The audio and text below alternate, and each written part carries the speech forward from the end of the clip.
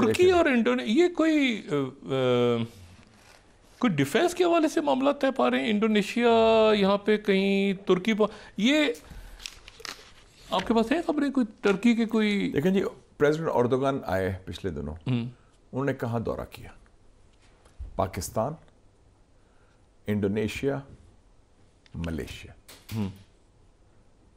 ये चारों मुल्क जो हैं बड़े तगड़े मुल्क हैं मुसलमान के हवाले से, ठीक है, सलाहियत के हवाले से, माजी के रोल के हवाले से, मुस्तकबिल के हिकमत अमली के हवाले से। और तुर्की इस वक्त, जब अमेरिका ने अपनी टेक्नोलॉजी इनकार कर दिया, तो उनकी टर्किश एरोस्पेस इंडस्ट्रीज़ है एंकारा के बाहर, जिसका दौरा मैंने पिछले साल किया भी था।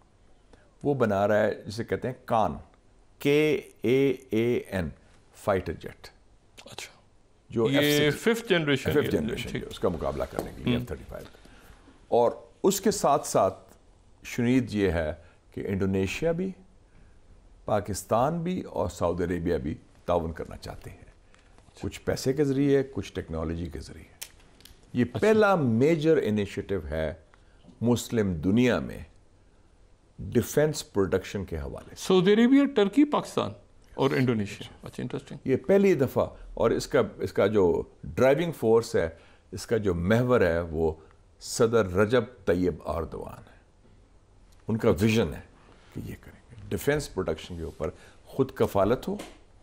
हम ये ना डिपेंड करें जी आज ये अमेरिका का मूड ख़राब हो गया, आपसे नाराज़ हो गए, बंद, टेक्नोलॉजी भी बंद, जहाज़ भी बंद, जो हमसे होता रहा। अल्टीमेटली तो फिर हम अपने फारग कर दिया ना, हमने कहा जाओ यार, हम अपना काम करते हैं।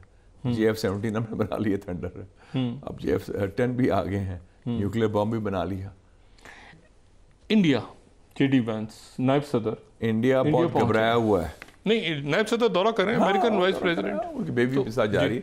वो PR का दौरा है, पब्लिक रिलेशन का। उषा साहिबा जो है अपने गांव जाएंगी, अपने घर जाएंगी। नहीं, लेकिन क्या इंडिया के एटीट्यूड पर बड़ी तब्दीली आई है टुवर्ड्स चाइना। अच्छा, धीमा हो गया। अच्छा, उनसे मुज़ाकरात भी कर रहा है और सॉफन अप कर रहा है।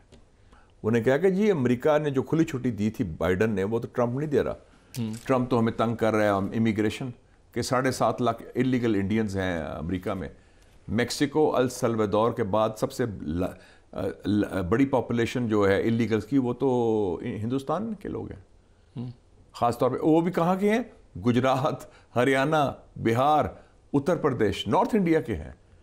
45% यूथ अनएम्प्लॉयमेंट है डॉक्टर साहब इंडिया में इस वक्त। वो मोदी शाइनिंग का जो है ना प्रोपेगेंडा ना भूलें, वो उसको ना एक्सेप्ट करें। वो तो अंबानी और अडानी जो हैं ये करप्शन के जरिए, क्रोनी जो हमारे यहाँ भी होता है कि यारी दोस्ती में ये बन जाते हैं अरबपति लोग, तो उसमें ये हुआ है। तो ये बड़ा पहला जो जहाज़ आया था अमेरिका से ट्रंप के बनने के बाद सदर, वो कहाँ गया? कहाँ आया था? अमृतसर। 108 लोग आए थे हथकड़ी लगा के, इलीगल एलियंस। अमेरिका ने उनको भेजा था, डिपोर्ट किया था। तो इंडिया क्या अमेरिका चाइना के अगेंस्ट इंडिया को खड़ा तो करेगा ना? उस तरह खड़ा नहीं करना चाहता जिस तरह बाइडन या रवायती अमेरिकन एस्टैब्लिशमेंट खड़ी करना चाह रही थी। क्योंकि ट्रंप समझता है कि हमें क्या ज़रूरत है, ये जो हमारे हम हलीफ हैं ये बोझ है हमारे लिए, क्योंकि इन्होंने दुश्मन बनाए हुए हैं। पुतिन कहाँ से दुश्मन है हमारा? ईरान कहाँ से हमारा? नहीं तो एक मिनट, शिमाली कोरिया क्यों दुश्मन? मुझे आप एक बात बताएं। अभी मैं कोरिया होके आया हूँ पिछले हफ्ते, साउथ कोरिया। 3 जून को इलेक्शन आ रहा है और जो नई गवर्नमेंट आएगी, मैं बता सकता हूँ आपको, उसका attitude towards China and north Korea मुख्तलिफ होगा। और बहुत ब्राइट चांसेस हैं America north Korea deal with support of China and south Korea. ये बहुत बड़ी बात है। अच्छा, yes, America north Korea deal. हाँ, किम जोंग उन के साथ। तो यानी पहले तो साउथ कोरियन हुकूमत तो प्यूटिन भी तो आएगा ना बीच में? प्यूटिन तो नॉर्थ कोरिया के साथ तो यार है उनका। अच्छा, जिगरी यार है। फिर याल्टा 2 आ गया। याल्टा 2 तो होने वाला होगा। नहीं तो शी जिनपिंग और ट्रंप की मुलाकात आप देखते हैं? शुनीद ये है कि 15 जून को शी जिनपिंग की सालगिरह है और 14 जून को ट्रंप की सालगिरह है। ओहो। तो बर्थडे या कॉल होगी या समिट होगी। या मिलके केक काटेंगे, वो टाइम डिफरेंस भी तो है ना, उधर वो टाइम डिफरेंस उधर तो से वो उधर। कहता है कि ये मौका अच्छा है, दोनों अपनी सालगिरह भी सेलिब्रेट करें। गुआम शाम में दरमियान में और मेरे ख्याल में ट्रम्प चाहेगा कि बाय दैट टाइम ये टैरिफ्स का मामला पीछे हट जाएगा। वो पीछे तो हट गया, पॉज कर दिया उसने, टैरिफ्स तो पॉज कर दिए ना उसने। को टैरिफ वॉर तो चाइना के खिलाफ फेल हो गया ना ट्रम्प, उसमें तो कोई डाउट नहीं। नहीं तो ये किस सियाने ने मशवरा दिया था? ये मशवरा किसने दिया था पूरी दुनिया से पकड़ लेने का? ये होती है जो कुरान शरीफ में जिसका जिक्र है, जिसके जो बुनियाद है पाकिस्तान के हुक्मरान क्यों नाकाम होते हैं, तकब्बर। तकब्बर जो है ना, मैं बड़ी शय हूं, मेरी हुकूमत, ये कुर्सी बड़ी मजबूत है, मैं ताहयात रहूंगा, मेरे बाद मेरी बेटी प्राइम मिनिस्टर बनेगी, मेरा बेटा प्राइम मिनिस्टर बनेगा, कि ये मेरे बाप दादा का मुल्क है, ये बाप की जागीर है। ये समझते हैं हमारे लोग, तो ये समझते हैं ज़हनी तौर पर। हमारे यहाँ तो गरूर शैतानी चीज़ है ना तकब्बर, हमारे जो सियासतदानों में है, क्योंकि अब तो सियासी जमातें नहीं रही, अब तो फैमिली प्राइवेट लिमिटेड कंपनीज बन गई है ना, फैमिली और कंपनीज। या बस सिर्फ उनका एक ही इंटरेस्ट है कि अपने फैमिली को इंस्टॉल करे, फिर बच्चों के बच्चे हों, जैसे कोई बादशाह है। और नाउजुबिल्लाह वो भूल जाते हैं कि एक ताकत जिसके पास कुंजी है वो अल्लाह ताला की ज़ात है। वो मकरुल्लाह वो अल्लाह खैरुल माकिरीन। He planned, the Almighty planned, they planned, and He is the best of the planners.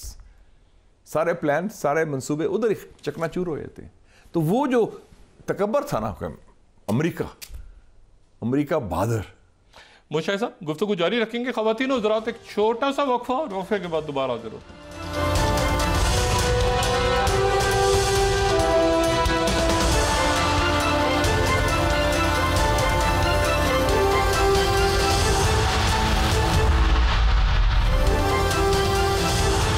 Welcome back ख़वातीन और ज़रात। मुशाहिद साहब, अफगानिस्तान के साथ तो आपने कहा कि ताल्लुकात बहुत बेहतर हो गए हैं और ये बड़ी अच्छी खबर है।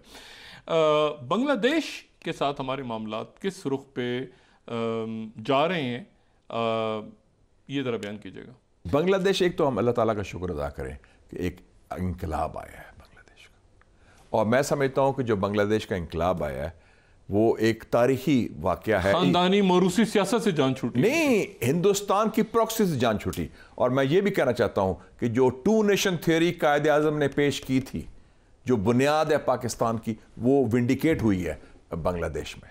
उन्होंने कहा कि हमारी शनाख्त, हमारा तशख़्ख़ुस इस्लामिक है, हिंदुस्तान के साथ। मैं वैसे 2 नेशन थ्योरी को दोबारा जिंदा करने में एक और शख्सियत को भी क्रेडिट देता हूँ, वज़ीर आज़म नरेंद्र मोदी।